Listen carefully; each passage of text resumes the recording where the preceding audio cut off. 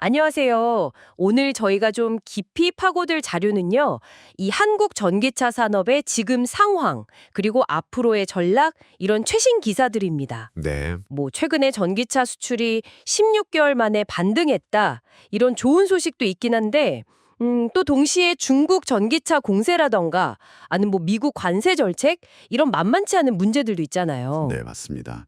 이게 지금 한국 전기차 업계로서는 굉장히 중요한 기로에 서 있다고 봐야죠. 기로요. 네, 특히 그 기존의 구매 보조금만으로는 좀 한계가 있다 이런 지적이 많았거든요. 네네. 그래서 이제 정부 차원에서 생산 세액 공제라는 좀 새로운 카드를 만지작거리고 있다는 소식도 있고요. 아, 생산 세액 공제? 네, 그래서 오늘 이 복잡한 상황의 어떤 핵심들 이걸 여러분이 주신 자료 보면서 좀 명확하게 짚어보고 앞으로 어떻게 될지 같이 한번 가늠해보는 그런 시간을 갖겠습니다. 좋습니다. 그럼 가장 먼저 역시 제일 걱정되는 건 중국 전기차 공세 같아요. 그렇죠. 그 BYD 같은 경우 있잖아요. 보조금 하나도 안 받아도 우리나라 비싼 급 모델, 기아 EV3나 현대 코나 일렉트릭 이런 거보다 실구매가가 거의 800만 원이나 싸게 나올 수 있다. 이거 정말 위협적인데요? 맞습니다. 이 가격 경쟁력 하나만으로도 벌써 엄청난 압박이죠. 네. 지금 정부가 LFP 배터리 단차들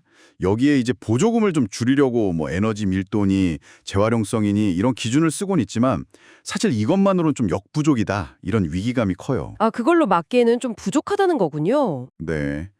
심지어 중국 업체들이 아예 이 규제를 피하려고 한국이나 유럽 시장용으로 3원 개, 그러니까 NCM 배터리를 달아서 나올 수 있다. 이런 분석까지 나오거든요.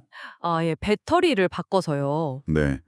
실제로 그 CATL이 작년에 유럽에 공급한 배터리 90% 이상이 3원 개였다. 이런 걸 보면 충분히 가능한 시나리오죠. 게다가 이제 중국 안에서 보조금을 받고 바로 수출해버리는 그 소위 0km 중고차 있잖아요. 네. 0km 중고차요? 그게 뭐죠? 말 그대로 이제 자국 보조금은 받고 주행거리는 0km인 상태로 그냥 중고차처럼 해서 수출하는 거죠.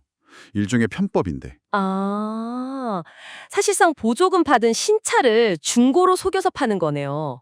와, 이런 식이면 진짜 가격으로 버티기 힘들겠는데요? 네. 이미 전기버스 쪽은 타격이 아주 크다고 하죠. 아, 맞아요. 그 얘기 들었어요. 네. 2023년 기준으로 보면 국내 전기버스 시장에서 중국산 점유율이 벌써 50.9%를 넘었어요. 절반 이상이요? 네. 이런 상황이 이제 승용차 시장에서도 벌어질 수 있다. 이런 우려가 당연히 크죠. 그래서 정부가 이제 그 생산량에 비례해서 세금을 깎아주는 생산세액 공제. 이걸 이제 꺼내 드는 거군요. 네, 맞습니다. 소비자 보조금에서 더 나아가서 아예 생산 단계에서 직접 도와줘서 가격 경쟁력을 키우자 이런 전략 같은데 이게 좀 효과가 있을까요? 네, 이제 반도체나 2차 전지처럼 전기차 완성차에도 이 제도를 좀 도입해 보려는 움직임인 거죠. 산업부랑 기재부가 지금 조율 중이고요. 네네. 그 김정관 산업부장관 후보자도 청문회에서 국내 제조 기반을 유지하는 튼튼한 정책적 클이다. 이렇게 긍정적으로 얘기했고요. 아, 후보자도 언급했군요. 네, 그러니까 기존의 구매 보조금은 결국 소비자의 선택에 영향을 주는 방식이었잖아요. 그렇죠. 근데 이 생산세액 공제는 기업의 그 생산 비용 자체를 낮춰주는 거니까 조금 더 근본적인 가격 경쟁력 확보를 목표로 한다. 이런 차이가 있습니다. 물론 재정 부담이라던가 다른 산업과의 형평성 문제 이런 건 좀 따져봐야겠죠. 그렇겠네요. 그런데 또 이렇게 복잡한 와중에도 희망적인 소식도 있어요. 지난 6월에요. 전기차 수출액이 16개월 만에 작년 같은 기간보다 11.2% 늘면서 반등했다는 점인데요. 특히 유럽 시장에서 성과가 좋다면서요. 아, 네, 맞습니다. 그 소식 저도 봤습니다. 미국 시장은 여전히 좀 부진해요. 그 트럼프 행정부 때 매긴 관세 25%짜리 그 영향으로 아직 좀 수출액이 16% 줄었거든요. 아, 미국은 아직 그렇군요. 네. 근데 유럽연합, EU 쪽 수출은 무려 32.6%나 확 늘었습니다. 와, 32.6%요? 엄청나네요. 왜 이렇게 잘 된 거죠, 유럽은? 이렇게 좀 복합적인데요.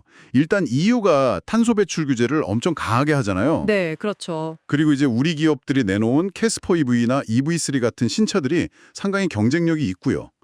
또 재밌는 게 EU가 중국산 전기차에 최대 35.3%까지 상계 관세를 매겼거든요. 아, 중국 견제 관세요? 네, 그러다 보니까 우리 기업들이 좀 반사이익을 얻는 거 아니냐? 이런 기대감도 작용한 걸로 보입니다. 아하, 그런 효과도 있군요. 네, 그래서 일각에서는 그동안 길었던 전기차 수요 침체, 그 캐즘이라고 하잖아요. 네, 캐즘. 그게 적어도 유럽에서는 좀 끝나가는 신호 아니냐, 뭐 이런 분석도 조심스럽게 나오더라고요. 오, 유럽 시장은 좀 숨통이 트이는 걸 수도 있겠네요. 그럴 가능성이 보이죠. 여기에 또 하나 미국이 중국산 흑연안에 대해서요. 93.5%라는 어마어마한 반덤핑 관세를 예비 부과했다는데 이것도 우리 배터리 업계에는 좀 좋은 소식 아닌가요? 네, 93.5%면 이건 뭐 거의 시장에서 나가라는 수준이죠. 그렇죠. 배터리 음극재의 핵심 소재가 흑연인데 이 시장에서 중국 의존도가 거의 90%에 달하거든요. 90%나요. 와. 네, 그러니까 이 조치가 파장이 클 수밖에 없죠. 물론 최종 결정은 12월에 나지만 이게 딱 발표되니까 뭐 포스코퓨처엠이나 LNF 같은 국내 기업들 주가가 확 뛰기도 했잖아요. 네, 맞아요. 그만큼 이제 국내 기업들한테는 이게 기회가 될 수 있다, 이런 기대감이 반영된 거죠. 공급망 다변화가 정말 중요하다는 걸 다시 한번 보여주는 대목이고요. 그렇군요. 자, 그럼 종합을 해보면 한국 전기차 산업은 지금 중국의 거센 가격 공세, 또 미국의 보호무역주의 이런 외부 파도는 좀 막고 있지만 네, 동시에 또 유럽 시장에서는 선전하고 있고 정부의 어떤 새로운 지원책 검토 같은 내부 동력도 얻고 있는 와, 정말 복잡하고 역동적인 상황이네요. 정확합니다. 딱 그런 상황인 것 같아요. 그래서 말씀하신 그 생산세액 공제 같은 정책이 실제로 얼마나 효과를 낼지, 그리고 유럽을 중심으로 한 시장 다변화가 얼마나 성공할지, 이게 앞으로의 성패를 가를 좀 중요한 변수가 될 것 같습니다. 네. 다만 그 배터리 원산지 기준으로 보조금을 차등 지급하는 거, 이거는 좀 통상 마찰 소지가 커서 현실적으로는 쉽지 않다, 이런 점도 좀 고려해야 할 부분이고요. 아, 그것도 그렇겠네요. 자, 그럼 마지막으로 청취자분들께 이런 질문을 한번 던져보고 싶습니다. 정부 지원이나 어떤 시장 환경 변화 이런 거 말고 우리 한국의 전기차 또 배터리 기업들이 있잖아요. 네, 이 BYD처럼 정말 무섭게 크는 경쟁자들을 뿌리치고 장기적으로 우위를 지키려면 근본적으로 기술이나 사업 모델 측면에서 어떤 차별화가 필요할까요? 이 부분 한번 깊이 생각해 보시면 좋을 것 같습니다. 네, 아주 중요한 질문이네요. 다음 저희 분석에서 더 흥미로운 내용으로 다시 찾아뵙겠습니다.